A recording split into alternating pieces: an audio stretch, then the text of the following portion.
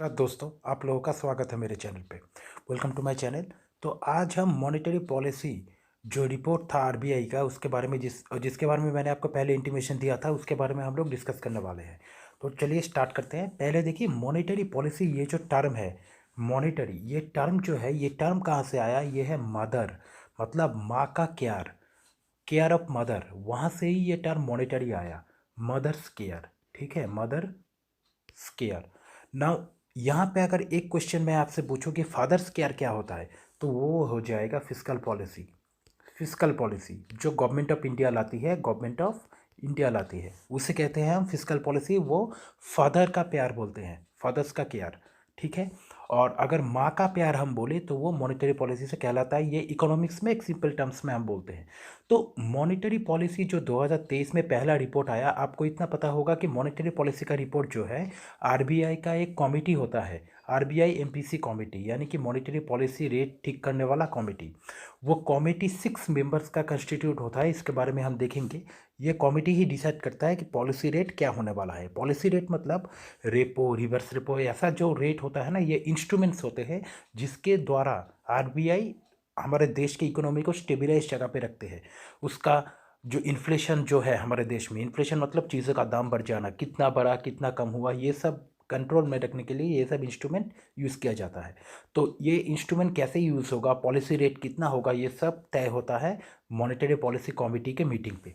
ठीक है। तो ये रिपोर्ट आता है बाई मंथली, 2 महीने में एक बार ये रिपोर्ट आता है। तो ये पहला है 2023 का। तो चलिए इसके बारे में डिस्कस करते हैं।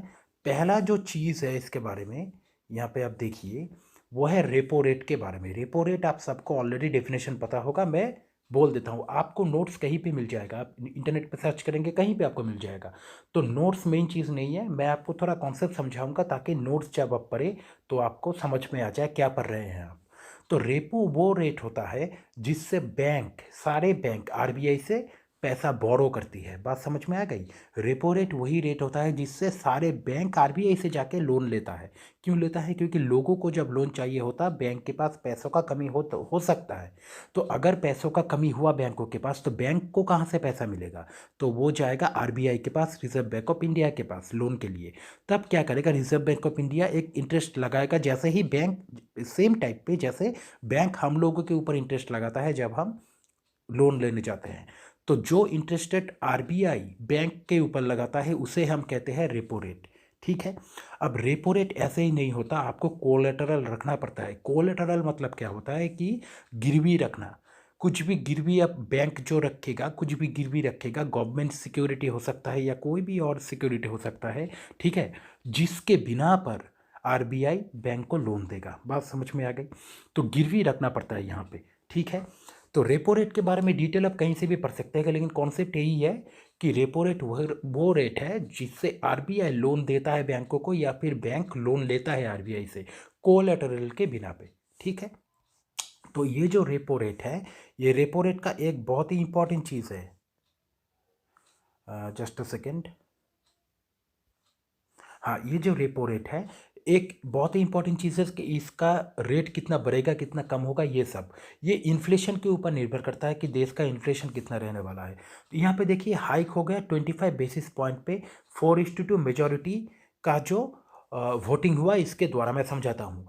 और ये 6 टाइम है जो कंसिक्वेंटली रेट हाइक हुआ है, रेपो रेट, ये तो लिखा हुआ है। अब इसका मतलब क्या है देखिए, बेसिस पॉइंट जब भी कोई इंटरेस्ट रेट आरबीआई रेस करता है तो बेसिस पॉइंट के बिना पर करता है। बेसिस पॉइंट का स्टैंडर्ड क्या है? 100 बेसिस पॉइंट को आप इक्विवेलेंट टू 1% मान सकते हैं। मतलब क्या हुआ कि 100 बेसिस पॉइंट अगर कोई भी इंटरेस्ट रेट रेज हुआ या फिर कम हुआ, जो भी हुआ, इंक्रीज हुआ या डिक्रीज हुआ, तो वो परसेंटेज के टर्म्स पे मतलब 1% के हिसाब से ही ये अप डाउन करेगा। अगर 100 बेसिस पॉइंट का चेंज हुआ तो फिर अगर 25 बेसिस पॉइंट का चेंज हुआ तो फिर आप मुझे बोलिए कि कितना हो सकता है परसेंटेज में? 0.25%। बात समझ में आ गई? 0.25%। तो इसी तरीके से आपको पता होगा कि पहले रेपो था 6.25, लेकिन अब ये बन गया 6.5, है ना, परसेंटेज के टर्म्स पे।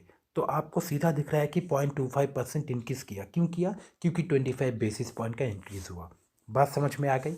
तो रेपो रेट हाइक हो गया इतना। और 4:2 मेजोरिटी का मतलब क्या है कि देखिए, मॉनेटरी पॉलिसी कमेटी में 6 मेंबर्स होते हैं, मैंने आपको अभी बोला।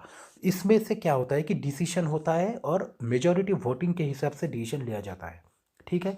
तो यहाँ पे 4 इसके फॉर में थे, 4 आदमी जो मॉनेटरी पॉलिसी में थे वो इसके फॉर में थे कि रेट को हाइक करना चाहिए, और 2 इसके अगेंस्ट में थे, इसीलिए मेजोरिटी हो गया फॉर में, इसीलिए ये रेट हाइक हुआ।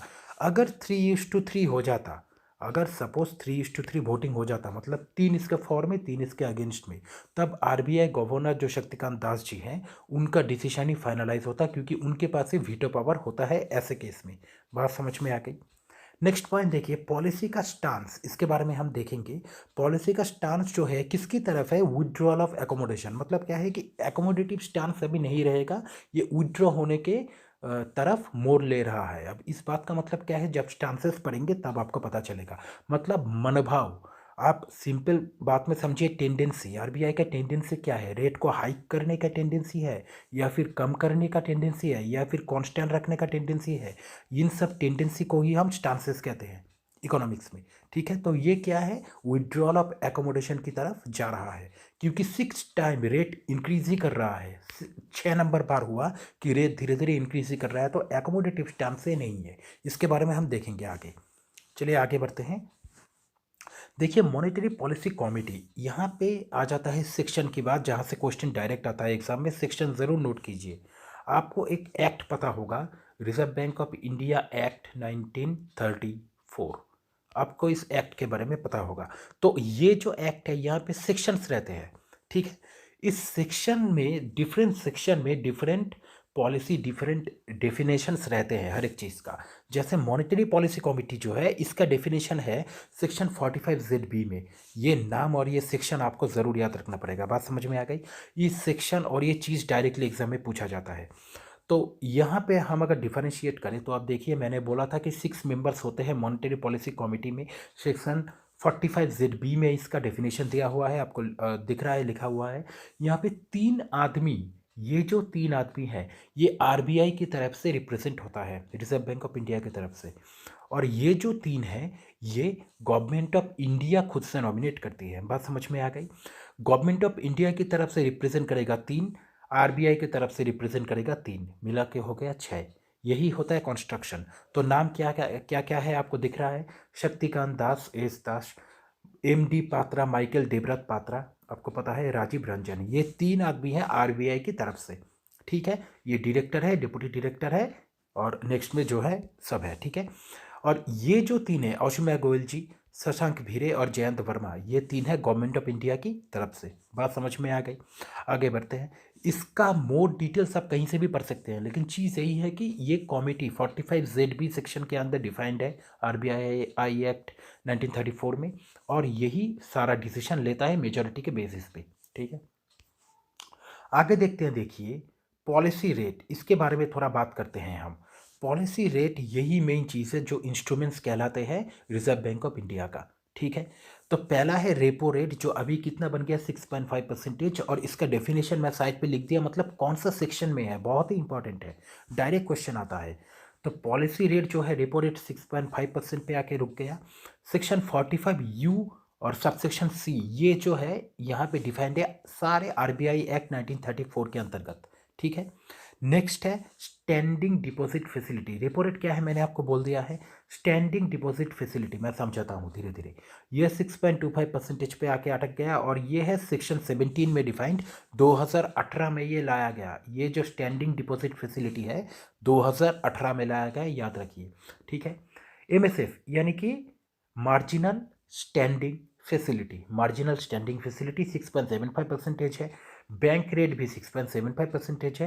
रिवर्स रेपो रेट ये है 3.35%, जो सेक्शन 45UD में डिफाइन किया गया, और बैंक रेट को सेक्शन 49 में डिफाइन किया गया, ठीक है। आपको सारा चीज़ दिख रहा है, नोट ज़रूर कीजिए। अब एक एक पॉइंट पे आते हैं। रेपो मैंने बोल दिया।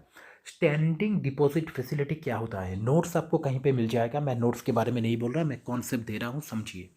स्टैंडिंग डिपॉजिट फैसिलिटी 2018 में लाया गया था आरबीआई के थ्रू, एक मॉडिफिकेशन लाया गया एक्ट पे, आरबीआई एक्ट 1934 में। उसके बाद ये सेक्शन 17 में ये चेंजेस ला के स्टैंडिंग डिपॉजिट फैसिलिटी को लाया गया, बात समझ में आ गई। स्टैंडिंग डिपॉजिट फैसिलिटी क्या होता है कि बात को ध्यान से सुनिएगा। जब हमारे इकोनॉमी में, हमारे देश में पैसों का बहुत ज़्यादा लिक्विडिटी हो जाता है, मतलब क्या है कि पैसा बहुत बढ़ जाता है ना, liquidity increases in the economy, कम नहीं इंक्रीज किया। जब पैसा सबके पास बहुत है तो आप खुद सोचिए कि चीज़ों का दाम बढ़ेगा या कम होगा। ऑब्वियसली बढ़ेगा, क्योंकि लोगों के पास पैसा आया तो लोगों का टेंडेंसी है उसे कैसे खर्चा करे, है ना, खर्चा बढ़ेगा ही बढ़ेगा लोगों का। सेविंग से सिर्फ नहीं होता, डिमांड चीज़ों का ऑटोमेटिक बढ़ जाएगा, क्योंकि लोगों के पास पैसा आ गया है, खर्चा करेंगे। तो जब भी खर्चा बढ़ने लगेगा, मनी सप्लाई बढ़ने लगेगा, तो इन्फ्लेशन भी दिखाई देगा इकोनॉमी में। इतना समझ में आ गया। अब स्टैंडिंग डिपॉजिट फैसिलिटी एक ऐसा एक्स्ट्रा इंस्ट्रूमेंट है, स्पेशल इंस्ट्रूमेंट है आरबीआई का। ये तब अप्लाई करता है आरबीआई जब लिक्विडिटी इकोनॉमी में, मतलब लिक्विडिटी मतलब पैसा इकोनॉमी में बहुत बढ़ जाता है। तब क्या होगा, पैसे को ड्रॉ करना पड़ेगा इकोनॉमी से, मतलब हमारे देश से लोगों के हाथों से पैसे को ड्रॉ करना पड़ेगा, खींच लेना पड़ेगा, ताकि उनका हाथ थोड़ा, मतलब कसका हुआ रहे, है ना, कसा हुआ रहे, वो लोग उतना खर्चा नहीं कर पाए। इसीलिए इकोनॉमी को स्टेबलाइज करने के लिए, इन्फ्लेशन को कम करने के लिए स्टैंडिंग डिपॉजिट फैसिलिटी लाया गया। बात समझ में आ गई। ये क्या होता है कि ये एक ऐसा फैसिलिटी है जिससे बैंकों से, लोगों से तो डायरेक्टली आरबीआई इंटरेक्ट नहीं करता, लोगों से ही मतलब बैंकों से डायरेक्टली पैसा खींच लेगा आरबीआई। ठीक है, तो आरबीआई बैंकों को ऑफर करेगा कि आप मेरे पास पैसा दीजिए और मैं आपको, मतलब क्या है कि ये कोलेटरल फ्री होता है। इसके बारे में भी जान लीजिए कि ये कोलेटरल फ्री होता है। मतलब क्या होता है कि इसके लिए बैंकों को कोई कोलेटरल, या आरबीआई को भी कोई बैंकों को कोई कोलेटरल मतलब रखना नहीं पड़ता। बात समझ में आ रहा है ना। कोलेटरल मतलब होता है कि जो गिरवी रखेंगे, वो कुछ गिरवी नहीं रखना पड़ता। क्यों नहीं रखना पड़ता ये आप खुद सोचिए। नॉर्मली बैंकों के पास बहुत पैसा है, अभी लोगों के पास लोन जा रहा है, लेकिन आरबीआई नहीं चाहता कि बैंकों के पास इतना पैसा रहे। बैंकों को तो कोई प्रॉब्लम नहीं है पैसा रखने में, लेकिन आरबीआई एक्स्ट्रा पैसा खींचेगा बैंकों से। इसीलिए आरबीआई ऑफर करता है बैंकों को कि आपको कोलेटरल नहीं देना है। बात समझ में आ गई टेंडेंसी। इसीलिए बोल रहा है कि आपसे कोई कोलेटरल, कोई गवर्नमेंट सिक्योरिटी कुछ भी नहीं लगेगा। आप आपका पैसा मेरे यहाँ पे पार्क कीजिए, मैं आपको इंटरेस्ट दे दूंगा, अच्छा इंटरेस्ट दूंगा। बात समझ में आ गई, क्योंकि आरबीआई खुद से मजबूर है, इसलिए कोलेटरल नहीं मांग सकता, है ना। अगर बैंकों को ज़रूरत होता तब कोलेटरल लगता कि आपको कोलेटरल देना पड़ेगा तभी मैं पैसा दूंगा, लेकिन यहाँ पे मजबूरी बैंक का नहीं है, आरबीआई का है। बात समझ में आ गई। इसीलिए ये कोलेटरल फ्री लोन है, मतलब लोन तो एग्जैक्टली नहीं, पैसा खींचने का एक इंस्ट्रूमेंट है, जिससे कोई कोलेटरल कुछ नहीं लगेगा। आप आपका पैसा मेरे यहाँ पे पार्क कीजिए, ये आरबीआई बोल रहा है। बात समझ में आ गई। नेक्स्ट देखते हैं एमएसएफ मार्जिनल स्टैंडिंग फैसिलिटी। ये क्या होता है, ये भी एक इंस्ट्रूमेंट होता है जो आरबीआई यूज़ करता है, लेकिन ये कब यूज़ करता है, ओवरनाइट फैसिलिटी में यूज़ होता है। ये अलग है, ये स्टैंडिंग डिपॉजिट फैसिलिटी की तरह नहीं है। मार्जिनल स्टैंडिंग फैसिलिटी जो है ये वो होता है जब बैंकों के पास इमीडिएट पैसों का क्राइसिस हो जाता है। मतलब क्या है कि अब आरबीआई को ज़रूरत नहीं, बैंकों को ज़रूरत है पैसे का इमीडिएट, बहुत ही पैसे का, मतलब खुद का खर्चा चलाने का भी पैसा जब नहीं रहता, एकदम इमीडिएट कंडीशन हो गया, तब मार्जिनल स्टैंडिंग फैसिलिटी के अंतर्गत क्या करता है कि बैंक आरबीआई से वन नाइट, ओवरनाइट के लिए लोन ले सकता है इमीडिएट। तो इसके लिए ऑब्वियसली अगर एक रात के लिए आपको लोन चाहिए होगा कि नहीं, सिर्फ एक ही दिन में, विद इन ओवरनाइट में पैसा पे कर दूंगा, मुझे इमीडिएटली आप पैसा दे दीजिए, तो आप सोचिए कि आप क्या करेंगे, आप फ़ायदा लेंगे उसका, ऑब्वियसली लेगा। तो इसके लिए ही इसका रेट आप देखिए, इंटरेस्ट रेट रेपो से ज़्यादा होता है। रेपो भी तो लोन देता है, लेकिन रेपो नॉर्मल है ना, गवर्नमेंट सिक्योरिटी लेता है। मार्जिनल स्टैंडिंग फैसिलिटी में सिक्योरिटीज तो देना ही पड़ेगा, उसके साथ रेट भी 0.25% ज़्यादा है। बात समझ में आ गई। ये कॉन्सेप्ट आप याद रखिए, क्योंकि आपको ओवरनाइट के लिए पैसा बहुत ही इंपॉर्टेंट है, क्रूशियल है, तो आपको इंटरेस्ट रेट ज़्यादा देना पड़ेगा आरबीआई को। बात समझ में आ गई। मार्जिनल स्टैंडिंग फैसिलिटी वो रेट है जिससे ओवरनाइट के लिए बैंक आरबीआई से लोन ले सकता है, क्लियर, लेकिन ज़्यादा इंटरेस्ट रेट पे। ठीक है। बैंक रेट क्या है इसके बारे में थोड़ा समझिए। ये सेम चीज़ है, इससे भी बैंक आरबीआई से लोन लेता है, एमएसएफ की तरह ही है, लेकिन बैंक रेट लॉन्ग टर्म के लिए होता है, लॉन्ग ड्यूरेशन के लिए होता है। बात समझ में आ गई। लॉन्ग ड्यूरेशन या लॉन्ग टर्म के लिए होता है, बहुत सारे टाइम के लिए। इसका रेट भी सेम होता है एमएसएफ की तरह, क्लियर। ये भी लोन देने का, आरबीआई का लोन देने का एक इंस्ट्रूमेंट है। ठीक है, इंटरेस्ट रेट है। Reverse repo rate, reverse repo rate के बारे में भी आप लोगों ने सुना होगा, section 45U sub section D में ये डिफाइंड है। तो अब रिवर्स रेपो रेट क्या होता है? रिवर्स रेपो रेट वो रेट होता है जिससे आरबीआई पैसा फिर से खींच सकती है मतलब बैंकों से। स्टैंडिंग डिपॉजिट फैसिलिटी और रिवर्स रेपो रेट दोनों एक ही चीज़ है, मतलब लेकिन एक डिफरेंस है कि स्टैंडिंग डिपॉजिट फैसिलिटी में आपको कोलेटरल नहीं देना पड़ता, कोई कोलेटरल की ज़रूरत नहीं होता है, इमीडिएट कंडीशन पैसा खींचना ही पड़ेगा आरबीआई को, तब स्टैंडिंग डिपॉजिट फैसिलिटी यूज़ करेगा। लेकिन रिवर्स रेपो में क्या है कि आरबीआई बैंकों से पैसा खींचेगा, एचडीएफ की तरह ही है, लेकिन यहाँ पे कोलेटरल लगेगा। मतलब क्या है कि आरबीआई कोलेटरल देगा बैंक को यहाँ पे, क्योंकि आरबीआई पैसा खींच रही है ना, आरबीआई पैसा खींच रही है रिवर्स रेपो के अंतर्गत, तो इसलिए आरबीआई बैंकों को कोलेटरल देगा। बात समझ में आ गई? बॉन्ड दे देगा, गवर्नमेंट सिक्योरिटी दे देगा, उसके बदले में बैंकों से पैसा खींच लेगा। तो ये भी क्या करेगा? इन्फ्लेशन को कंट्रोल करने के लिए है। बात समझ में आ गई? और रेपो रेट क्या था? ठीक रिवर्स रेपो का उल्टा था, मतलब पैसा देगा बैंकों को और रिवर्स रेपो के अंतर्गत पैसा लेगा। क्लियर? सीआरआर, ये रिजर्व रेशियो दूसरा है, इसके बारे में थोड़ा समझिए। सीआरआर होता है cash reserve ratio, section 42 sub section 1 में ये डिफाइंड है, बहुत ही इंपॉर्टेंट है, एग्जाम में पूछा जाता है, मेरे एग्जाम में पूछा गया था एक बार। CRR, CRR cash reserve ratio होता है, ये बैंकों का है। यहाँ पे आरबीआई का इंस्ट्रक्शन है कि आरबीआई इंस्ट्रक्शन देता है, लेकिन मेंटेन ये बैंक अपने पास से करता है, आरबीआई के पास नहीं करता, ये याद रखिए। सारे जो अलग पैसे होंगे वो आरबीआई के पास पार्क रहता है, लेकिन ये सीआरआर के अंतर्गत, कैश रिजर्व रेशियो के अंतर्गत जो पैसा बैंक खुद के पास रखेगा वो अपने पास ही रहता है, आरबीआई के पास नहीं रहता, लेकिन इंस्ट्रक्शन आता है आरबीआई से ही। बात समझ में आ गई? कैश रिजर्व रेशियो क्या होता है आपको मैं सिंपल भाषा में समझाता हूँ। पहले आप देखे होंगे, अभी तो नहीं, अभी ऑटोमेटेड हो गया, पहले जब मैंने भी पहले अकाउंट खोला था तब क्या होता था कि जो आदमी बैठता था ना काउंटर पे, जो कैशियर बैठता था, उसका जो डेस्क था, डेस्क के ऊपर एक ऐसा ड्रॉयर था। हम जब पैसा डिपॉजिट करते हैं, कोई भी ट्रांजैक्शन होता, तब कुछ कॉइन या कुछ मनी वो आदमी लेके इस जो ड्रॉयर है, इस ड्रॉयर में रख के ड्रॉयर बंद कर देता हर एक ट्रांजैक्शन में। मुझे बाद में पता चला था कि ये कैश रिजर्व रेशियो का काउंटिंग होता था, मतलब हर एक ट्रांजैक्शन से आपको कुछ पैसा अलग से रखना पड़ेगा। ठीक है, 4% ऑफ एनडीटीएल होता है, उसके बारे में हम बाद में पढ़ेंगे। बैंकिंग में NDTL net demand and time liability होता है, एक दिन में कितना खर्चा हुआ कितना गया इसके ऊपर निर्भर करता है, बाद में बोलूंगा मैं। तो net demand and time liability का 4% होता है जो रिजर्व रखना पड़ता है हर एक ट्रांजैक्शन का। बात समझ में आ गई? आप अगर 100 रुपये देंगे तो 4 रुपया उसका अलग से कैश रिजर्व रेशियो में ऐसे ड्रॉयर में रख देगा। ये पहले था।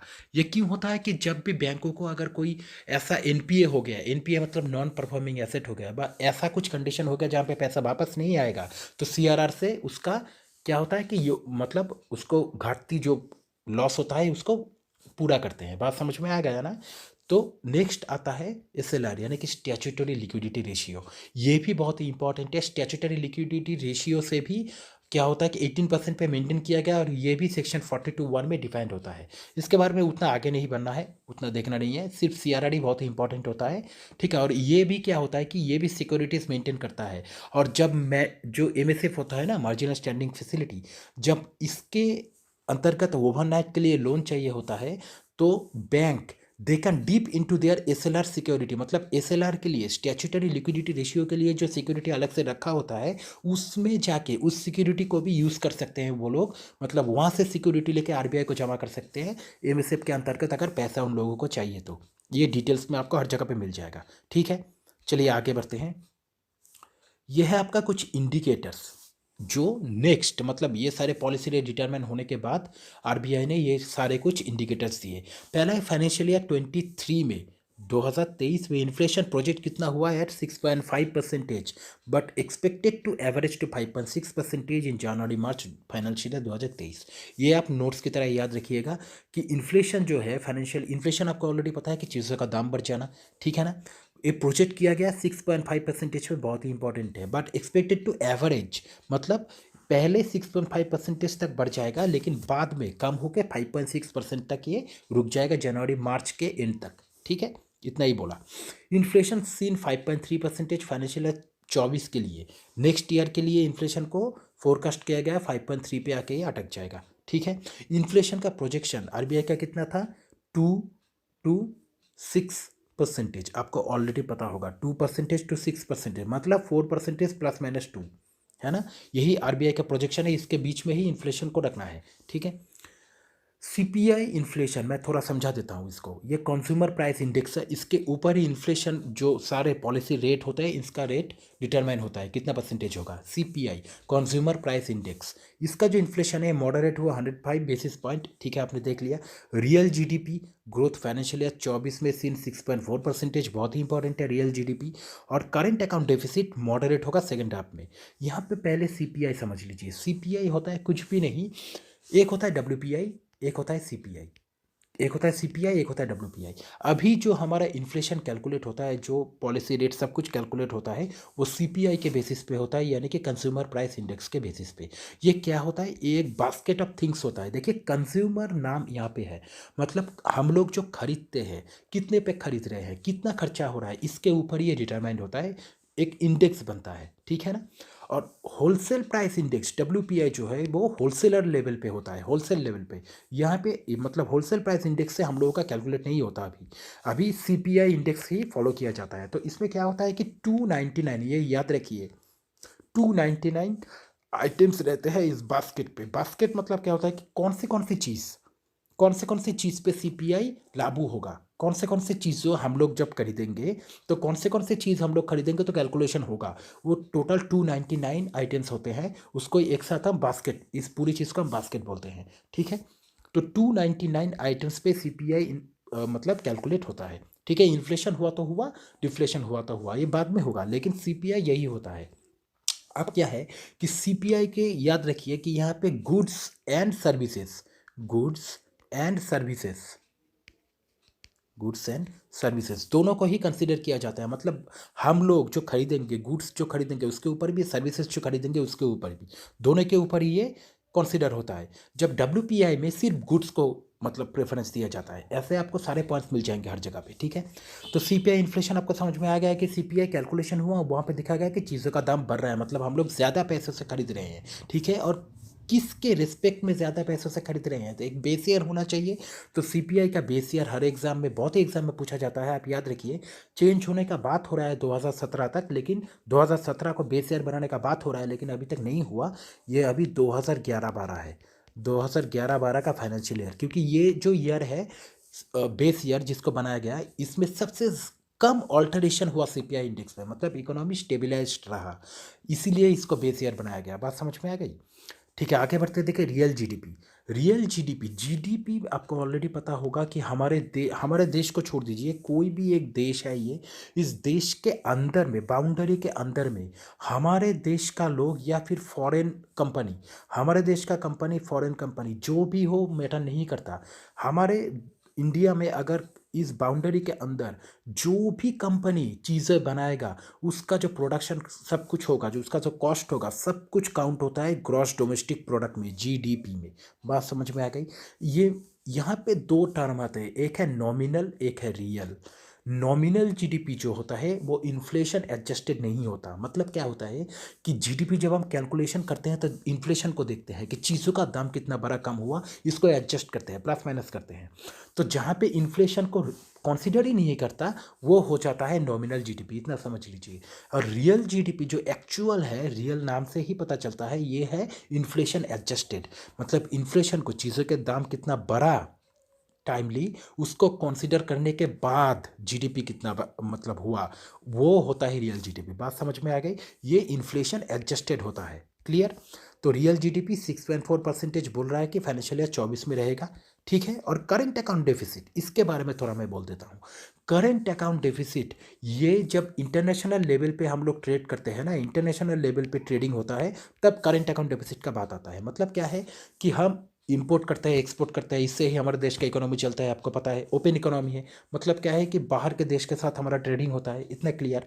तो इंपोर्ट मतलब बाहर से जो हम खरीदेंगे उसका कॉस्ट, अगर इंपोर्ट का कॉस्ट ज़्यादा हो गया, मतलब इंपोर्ट हम ज़्यादा कर रहे हैं, खर्चा ज़्यादा हो रहा है इंपोर्ट पे, कंपेयर टू एक्सपोर्ट, एक्सपोर्ट जितना बाहर हम बेच रहे हैं जिससे हमारे देश में पैसा आएगा, डॉलर आएगा या फिर और भी कोई करेंसी आएगा, वो अगर कम होता है, मतलब इंपोर्ट अगर बढ़ जाता है और एक्सपोर्ट अगर कम हो जाता है तो क्या होगा, एक डेफिसिट होगा ना, घाटती होगा ना।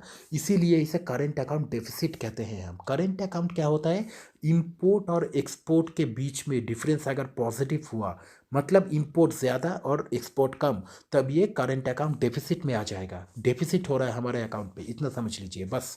और अगर ठीक उल्टा हो गया कि एक्सपोर्ट ज़्यादा हुआ, एक्सपोर्ट माइनस इंपोर्ट अगर पॉजिटिव हुआ, इसका मतलब है कि एक्सपोर्ट ज़्यादा हो रहा है हमारा लेकिन इंपोर्ट कम हो रहा है, तो वो सरप्लस में आएगा।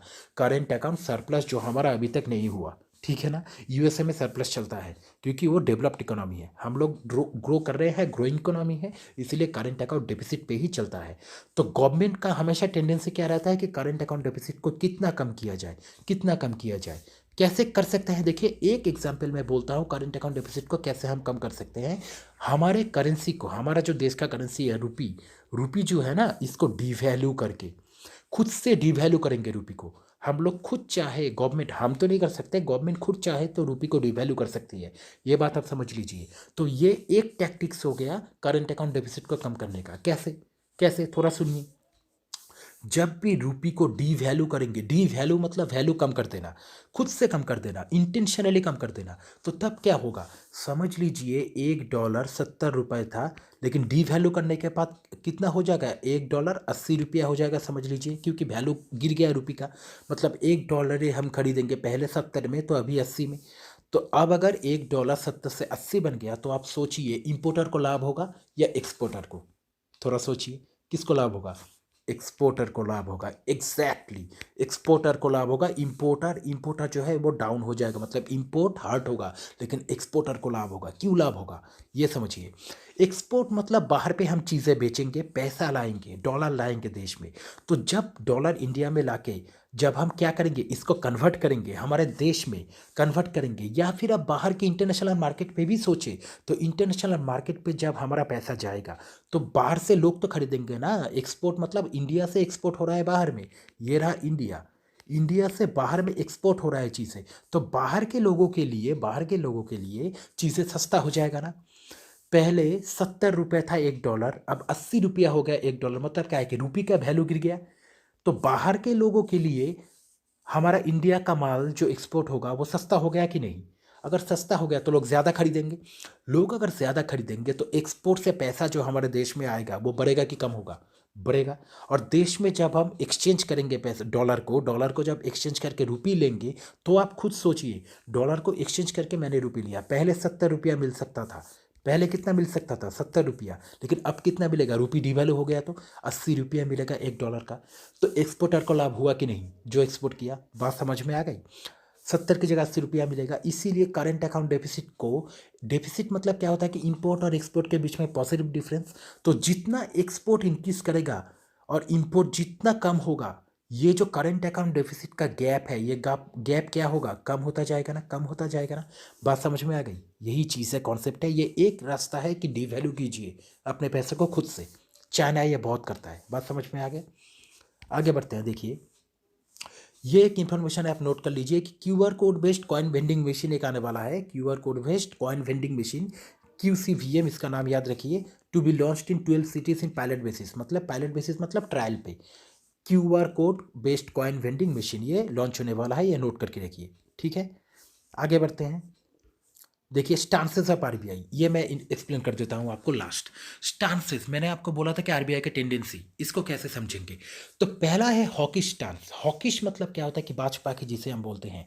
तो ये टाइप का स्टांस तब आता है जब इंटरेस्ट रेट हाइक करने के मूड में होता है आरबीआई, मतलब ज़्यादा लोन कॉस्टलियर हो जाना। लोन कॉस्टलियर हो जाने का मतलब क्या है, बैंक जब लोन लेने के जाएगा आरबीआई के पास तो ज़्यादा कॉस्टली लोन होगा, क्योंकि इंटरेस्ट रेट बढ़ गया, इसीलिए इंटरेस्ट रेट हाइक हो जाता है, रेपो रेट हाइक हो जाता है। ये हॉकी स्टांस है, ठीक है। और रिड्यूस मनी सप्लाई, ये मैंने क्यों लिखा, क्योंकि जब भी इंटरेस्ट रेट हाइक होगा तो बैंक क्या टेंडेंसी रहेगा कि कम से कम लोन ले आरबीआई से, क्योंकि ज़्यादा लोन लेगा तो ज़्यादा इंटरेस्ट देना पड़ेगा, है ना। क्योंकि रेपो रेट इंक्रीज कर गया, हॉकी स्टांस है। इसीलिए क्या होगा कि बैंक कम लोन लेगा, बैंक कम लोन लेगा तो मनी सप्लाई इकोनॉमी में क्या हो जाएगा, कम हो जाएगा। बैंक के पास पैसा कम, लोगों के पास भी लोन कम गया बैंक से। तो जब लोन कम गया तो लोगों के पास पैसा कम हो गया, इकोनॉमी में इन्फ्लेशन कंट्रोल में आ गया। बात समझ में आ गई। आगे बढ़ते हैं एकोमोडेटिव स्टैंस, ये ठीक उल्टा होता है। तो रिड्यूस इंटरेस्ट रेट मतलब क्या होता है, जब आरबीआई का टेंडेंसी होता है कि मनी सप्लाई इंक्रीज करना है इकोनॉमी पे, पैसे का बहुत ही कमती हो गया, थोड़ा इंक्रीज करना पड़ेगा, तब एकोमोडेटिव स्टैंस आरबीआई लेता है। मतलब क्या होगा कि रेट को, रेपो रेट को कम कर देगा। मतलब बैंकों के लिए लोन सस्ता हो गया, चीप हो गया, तो बैंक ज़्यादा से ज़्यादा लोन लेगा। ठीक उल्टा होगा, लोगों के पास पैसा भी ज़्यादा लोन में जाएगा, तो लोग खर्चा भी करेंगे और इकोनॉमी में ग्रोथ आएगा। बात समझ में आ गई। नेक्स्ट देखिए, न्यूट्रल स्टैंस, आपको नाम से ही पता चलता है, ना ही इंक्रीज करेगा रेट ना ही डिक्रीज करेगा रेट, लेकिन चांसेस दोनों का रहता है। बात समझ में आ गई। चांसेस ऑफ बोथ इंक्रीज और decrease in interest rate prevails. इसका मतलब क्या है कि आरबीआई यहाँ पे फिक्स डिसीजन नहीं लेगा, वो कंडीशन के ऊपर जाकर डिसीजन लेगा कि इंटरेस्ट रेट को हाइक करना है या डिक्रीज करना है। ठीक है, यहाँ पे दोनों चांसेस 50-50 रहते हैं। ठीक है, नेक्स्ट है कैलिब्रेटेड टाइटनिंग, ये बहुत ही इंपॉर्टेंट है। ये एक स्पेशल टाइप का स्टांस है आरबीआई का। ये कब लेता है, जब इमीडिएट, ये बहुत ही इंपॉर्टेंट है, इमीडिएट सिचुएशन में आरबीआई को डिसीजन लेना पड़ेगा, आज का आज ही, तब ये कैलिब्रेटेड टाइटनिंग का स्टांसेस आरबीआई सोचता है। ये क्या करता है कि response to immediate situation in the economy, immediate जब सिचुएशन आ जाएगा, RBI may not increase the rate in every meeting but overall stance looks hawkish. मतलब क्या है कि आरबीआई का 2 महीने में एक बार मीटिंग होता है एमपीसी का, मैंने बोल दिया, तो एक साल में 6 बार मीटिंग होना ही चाहिए। तो जब मीटिंग होगा, ऐसा नहीं है कि हर एक मीटिंग पे ही रेट इंक्रीज करेगा, लेकिन आरबीआई का टेंडेंसी रहेगा, प्रोबोनोता जिसे कहते हैं हम, टेंडेंसी एक जो है वो रहेगा कि हॉकी स्टांस ले। मतलब क्या है कि रेट इंक्रीज जब भी ज़रूरत पड़ेगा इमीडिएटली इंक्रीज कर देगा। ठीक है, कोई एक्सप्लेनेशन नहीं, इमीडिएट सिचुएशन के ऊपर निर्भर करेगा ये।